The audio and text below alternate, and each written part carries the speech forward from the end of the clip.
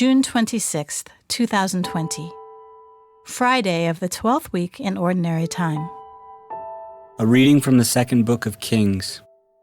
In the 10th month of the 9th year of Zedekiah's reign, on the 10th day of the month, Nebuchadnezzar, king of Babylon, and his whole army advanced against Jerusalem, and camped around it, and built siege walls on every side. The siege of the city continued until the 11th year of Zedekiah.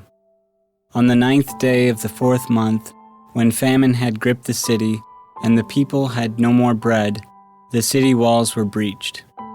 Then the king and all the soldiers left the city by night, through the gate between the two walls that was near the king's garden.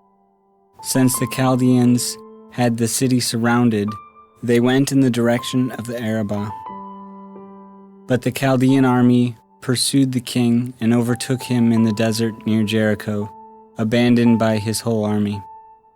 The king was therefore arrested and brought to Riblah, to the king of Babylon, who pronounced sentence on him.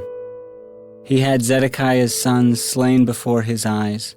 Then he blinded Zedekiah, bound him with fetters, and had him brought to Babylon. On the 7th day of the 5th month, this was in the 19th year of Nebuchadnezzar, king of Babylon, Nebuzaradan, captain of the bodyguard, came to Jerusalem as the representative of the king of Babylon. He burned the house of the Lord, the palace of the king, and all the houses of Jerusalem. Every large building was destroyed by fire. Then the Chaldean troops, who were with the captain of the guard, tore down the walls that surrounded Jerusalem. Then Nebuzaradan, captain of the guard, led into exile the last of the people remaining in the city, and those who had deserted to the king of Babylon, and the last of the artisans. But some of the country's poor, Nebuzaradan, captain of the guard, left behind as vine dressers and farmers. The word of the Lord. The responsorial psalm. The response is, "Let my tongue be silenced if I ever forget you." By the streams of Babylon we sat and wept when we remembered Zion. On the aspens of that land we hung up our harps. Let my tongue be silenced if I ever forget you. Though there our captors asked of us the lyrics of our songs, and our despoilers urged us to be joyous, sing for us the songs of Zion. Let my tongue be silenced if I ever forget you.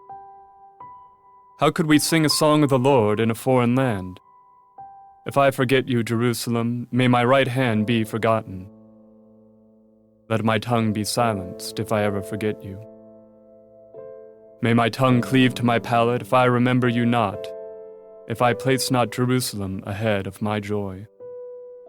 Let my tongue be silenced if I ever forget you. A reading from the Holy Gospel according to Matthew. When Jesus came down from the mountain, great crowds followed him. And then a leper approached, did him homage, and said, "Lord, if you wish, you can make me clean." He stretched out his hand, touched him, and said, "I will do it. Be made clean." His leprosy was cleansed immediately. Then Jesus said to him, "See that you tell no one, but go, show yourself to the priest, and offer the gift that Moses prescribed. That will be proof for them." The Gospel of the Lord.